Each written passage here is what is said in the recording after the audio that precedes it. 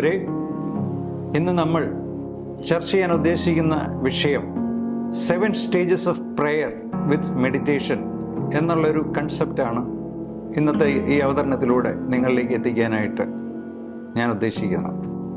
നമ്മുടെ വ്യക്തി ജീവിതത്തിലും സഭാതലത്തിലും കൂട്ടായ്മയിലും എല്ലാം വിവിധ രീതിയിലുള്ള പ്രാർത്ഥനകൾ നമ്മൾ കണ്ടിട്ടുണ്ട്. എന്നാൽ ഈ ഓരോ തലങ്ങളിൽ നമ്മൾ പ്രാർത്ഥനകൾ നടത്തുമ്പോഴും ആ ഓരോ തലങ്ങളിൽ ഓരോ വ്യക്തിയിലും അവരുടെ മാനസിക ആത്മീയ തലത്തിൽ വരുന്ന സന്തോഷം, ആനന്ദം, വ്യതിയാനം എന്നിവ ഈ ഓരോ ഘട്ടത്തിലും ഏത് തരത്തിൽ വ്യത്യാസപ്പെട്ടിരിക്കുന്നു എന്നുള്ളതാണ് ഇന്നത്തെ പ്രതിപാദ്യ വിഷയം. വലിയ ആത്മീയ ആചാര്യന്മാരും ആത്മീയ മേഖലയിൽ അങ്ങേയറ്റം പരിചയ സമ്പത്തുള്ളവരുമായ പലരുടെയും നിരീക്ഷണങ്ങളും പരീക്ഷണങ്ങളും ജീവിത അനുഭവങ്ങളും ആ അനുഭവങ്ങളിൽ നിന്നെല്ലാം ഉരുത്തിരിഞ്ഞ പലവിധ ആത്മീയ അനുഭവങ്ങളാണ് ഇതിൻ്റെ അടിസ്ഥാനം. വിവിധ സഭകൾ, വിവിധ മതങ്ങൾ, വിവിധ ദേശങ്ങൾ, ഇവിടെയെല്ലാം നമ്മൾ പരിശോധിക്കുമ്പോൾ പ്രാർത്ഥനാ രീതികളിൽ പലവിധ വ്യത്യാസങ്ങൾ കാണുന്നുണ്ട്. എന്നാൽ ഏത് തലത്തിൽ നിന്നാണോ പ്രാർത്ഥിക്കുന്നത് ആ തലം വ്യക്തമാകുമ്പോൾ തന്നെ അവരനുഭവിക്കുന്ന ആത്മീയ, മാനസിക, ശാരീരിക തലത്തിലുള്ള അനുഭവവും അതിൽ നിന്ന് അനുഭവിക്കുന്ന ആത്മീയ ആനന്ദവും വ്യത്യാസപ്പെട്ടിരിക്കുന്നതായിട്ടാണ് ഈ മേഖലയിൽ അങ്ങേയറ്റം ഗവേഷണം നടത്തിയിട്ടുള്ളവരും വെളിവാക്കിയിട്ടുള്ളത്. ഒരു ഗ്രൂപ്പിൻ്റെ പലരും പല രീതിയിലുള്ള പ്രാർത്ഥനാ രീതികൾ അവലംബിക്കുമ്പോൾ തന്നെ നമുക്കറിയാം, ചിലർ വലിയ ഒച്ചയും ബഹളവും ഉണ്ടാക്കി ഉള്ള പ്രാർത്ഥനാ രീതികളുണ്ട്, ചിലര് വലിയ ആചാര അനുഷ്ഠാനങ്ങളോടെ നടത്തുന്ന പ്രാർത്ഥനാ രീതികളുണ്ട്.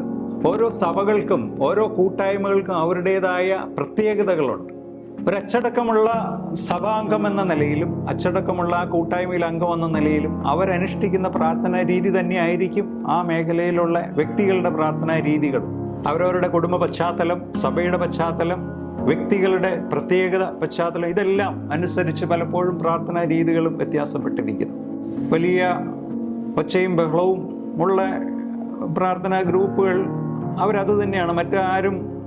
മറ്റ് സഭകൾ പലപ്പോഴും അതിനോട് യോജിച്ചെന്നിരിക്കില്ല, പക്ഷെ അവരതിൽ ആനന്ദം കണ്ടെത്തുന്നുണ്ട്.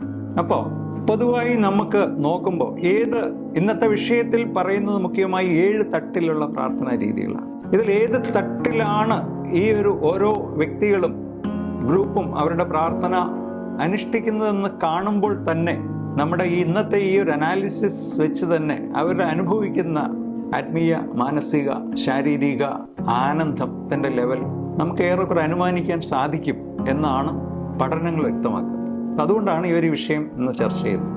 വലിയ ആത്മീയ ആചാര്യന്മാരും ഈ മേഖലയിൽ വിദഗ്ധരുമായിട്ടുള്ളവർ പ്രാർത്ഥനകളെ പൊതുവായി 2ആയി തരംതിരിച്ചിരിക്കുന്നതായിട്ട് കണ്ടിട്ടുണ്ട്. 1, prayer with complaints and demands. 2, prayer with gratitude. ഈ 2 രീതിയിലാണ് പൊതുവെ പ്രാർത്ഥനയെ തരംതിരിച്ചതായിട്ട് കണ്ടിട്ടുള്ളതെങ്കിലും കൂടുതലായ പരീക്ഷണങ്ങളും ഗവേഷണങ്ങളും മേഖലയിൽ അങ്ങേയറ്റം പ്രഗത്ഭരായവരുടെ ശ്രേഷ്ഠമായ പ്രാർത്ഥനാ ജീവിതം നയിക്കുന്നവരുടെ ജീവിതമെല്ലാം പരിശോധിച്ച് കഴിയുമ്പോൾ ഈ 2 രീതിയെ കുറച്ചുകൂടി എക്സ്പാൻഡ് ചെയ്തിട്ട് 7 തലങ്ങളായിട്ട് വിഭജിച്ചിരിക്കുന്നതായിട്ടാണ് കണ്ടെത്തിയിട്ടുള്ളത്. ഈ 2 രീതിയെ പറ്റി ആദ്യം നമുക്ക് പരിശോധിക്കാം. ഇപ്പോൾ 2 രീതിയിലുള്ള പ്രാർത്ഥനാ രീതി.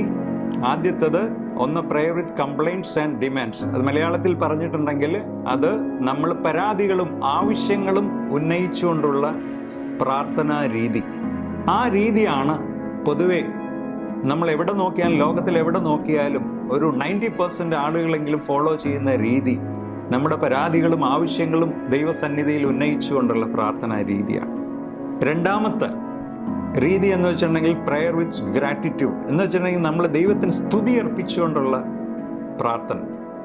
നമുക്ക് തന്നിരിക്കുന്ന സർവ്വത്തിനും ദൈവത്തോട് നന്ദി പറഞ്ഞുകൊണ്ട്, നമുക്ക് തന്നിരിക്കുന്ന എല്ലാം ദൈവത്തിൻ്റെ കൃപയെന്ന് കണ്ട് അതിനെ അങ്ങേയറ്റം ദൈവത്തിൽ നന്ദി അർപ്പിച്ചുകൊണ്ടുള്ള പ്രാർത്ഥന. ഈ രണ്ടാമത്തെ രീതിയാണ് കൂടുതൽ ശ്രേഷ്ഠമായ രീതി. അതാണ് ശരിക്കും മനുഷ്യനെ അങ്ങേയറ്റം ഉയർന്ന തലങ്ങളിലേക്ക് ഉയർത്തി നമുക്ക് ആത്മീയ ആനന്ദവും ആത്മീയ സൗഭാഗ്യവും ആത്മീയ മാനസിക ശാരീരിക തലത്തിൽ ശാന്തിയും സമാധാനവും എല്ലാം തരുന്ന പ്രാർത്ഥനാ രീതി.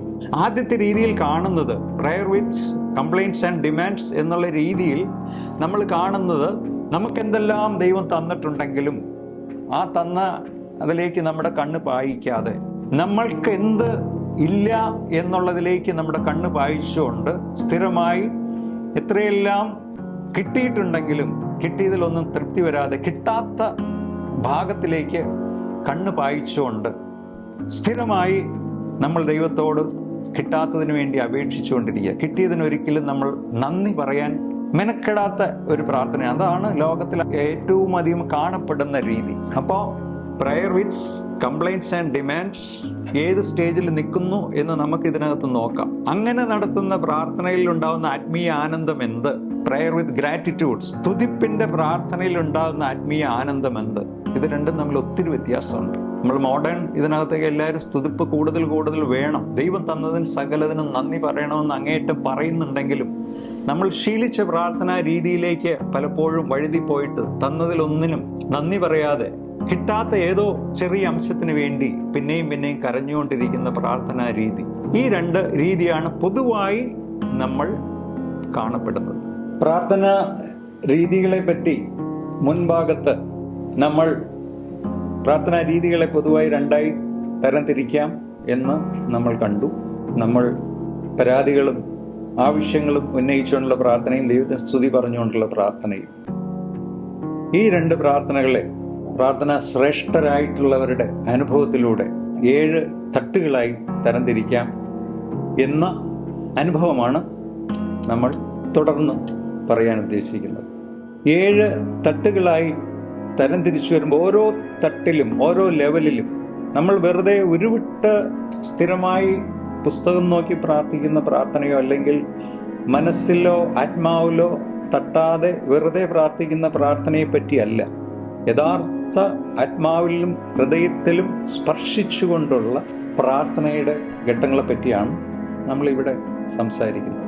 7ആയി തരംതിരിക്കാം എന്ന് പറയുമ്പോൾ ഓരോ ഘട്ടത്തിലും നമ്മളിൽ ഉണ്ടാകുന്ന മാറ്റങ്ങൾ എന്ത്? നമ്മുടെ പ്രാർത്ഥനാ രീതി അനുസരിച്ച് നമ്മളിലെ ഓരോ ഘട്ടത്തിൽ നിന്ന് ഉരുത്തിരിയുന്ന നമ്മുടെ സന്തോഷം, സമാധാനം, ഒരു പൊതുവെ ശാന്തിയുടെ അന്തരീക്ഷം, അല്ലെങ്കിൽ താണതലത്തിലാണെങ്കിൽ നമ്മുടെ മനസ്സിലുണ്ടാകുന്ന വലിയ കോപത്തിൻ്റെയും അല്ലെങ്കിൽ മനപ്രയാസത്തിൻ്റെയും ഒരിക്കലും സമാധാനമില്ലായ്മയുടെയും എല്ലാം ഘട്ടങ്ങൾ കാണുന്നു. അതിൽ നിന്ന് എങ്ങനെ പടിപടിയായിട്ട് ഉയർന്ന് നമ്മുടെ ചിന്ത കൊണ്ടും കറക്ഷൻസ് കൊണ്ടും എങ്ങനെ പടിപടിയായി ഉയർന്ന് നമ്മൾ ഉയർന്ന തലത്തിലുള്ള ഒരു പ്രാർത്ഥനാ ജീവിതം നയിച്ച് നമ്മുടെ മൊത്തം ആത്മീയ ആനന്ദം അനുഭവിക്കുന്ന തലത്തിലേക്ക് കടക്കാം എന്നുള്ളതാണ് ഞാൻ ഉദ്ദേശിക്കുന്നത്. നമ്മുടെ ഓരോരുത്തരുടെയും ജീവിത സാഹചര്യങ്ങൾ, നമ്മൾ ജനിച്ചു വന്ന സാഹചര്യങ്ങൾ, നമ്മൾ നിൽക്കുന്ന കൂട്ടായ്മ, പിന്നെ നമ്മുടെ അന്തരീക്ഷം, നമ്മുടെ സാമ്പത്തിക അവസ്ഥ, പലതും നമ്മുടെ പ്രാർത്ഥനയിൽ റിഫ്ലക്റ്റ് ചെയ്യും ഈ ഓരോ അവസ്ഥയിൽ. ഫോർ എക്സാമ്പിൾ, നമ്മളൊരു സാധാരണ തലത്തിൽ നിന്നുകൊണ്ട് പ്രാർത്ഥിക്കുന്ന ആളുടെ പ്രാർത്ഥനാ ജീവിതത്തെ പറ്റിയാണ് നമ്മളിവിടെ പറയുന്നത്. ഫോർ എക്സാമ്പിൾ, കഠിനമായ രോഗപീഠയുള്ള ഒരാളുടെ പ്രാർത്ഥന നോക്കിയാൽ പ്രാർത്ഥനയുടെ ഫോക്കസ് മുഴുവൻ ആ രോഗം മാറുന്നതിന് വേണ്ടിയിട്ടുള്ളതായിരിക്കും. കഠിനമായ ദാരിദ്ര്യാവസ്ഥയിലുള്ള ഒരാളുടെ പ്രാർത്ഥനാ ജീവിതം എടുത്തു കഴിഞ്ഞിട്ടുണ്ടെങ്കിൽ അവർ ആ ദാരിദ്ര്യത്തിൽ മുഴുവൻ അവരുടെ ചിന്തയും ഫോക്കസ് ചെയ്തുകൊണ്ട് അതിൻ്റെ സമൃദ്ധിക്ക് വേണ്ടിയിട്ടുള്ള തലത്തിലേക്കുള്ള രീതിയാണ്, മറ്റെല്ലാം വിട്ടിട്ട്. മക്കൾ വഴിവഴിച്ചു പോയിട്ട് ഒരു പാരൻസിൻ്റെ നോക്കിയിട്ടുണ്ടെങ്കിൽ മക്കൾ നേരായ മാർഗത്തിലേക്ക് വരുവാൻ വേണ്ടി അതിൽ മാത്രം അർപ്പിച്ചുകൊണ്ടുള്ള പ്രാർത്ഥനകൾ കാണും. അതേപോലെ കുടുംബ സമാധാനം ഇല്ലാത്തിടത്ത് അതിലേക്ക് കൂടുതൽ ഫോക്കസ് ചെയ്തുകൊണ്ട് ഇങ്ങനെയുള്ള എക്സ്ട്രീം കേസസ് വിട്ടുകഴിഞ്ഞാൽ ബഹുഭൂരിപക്ഷം വരുന്ന സാധാരണ ജീവിതം നയിക്കുന്നവരുടെ ഒരു പ്രാർത്ഥന തലമാണ് നമ്മളിവിടെ ഡിസ്കസ് ചെയ്യുന്നത്. അങ്ങനെ വരുമ്പോൾ ബാക്കി ഒരുമാതിരി ജീവിത സാഹചര്യങ്ങളെല്ലാം ഉണ്ട്, സന്തോഷമില്ല, സമാധാനമില്ല.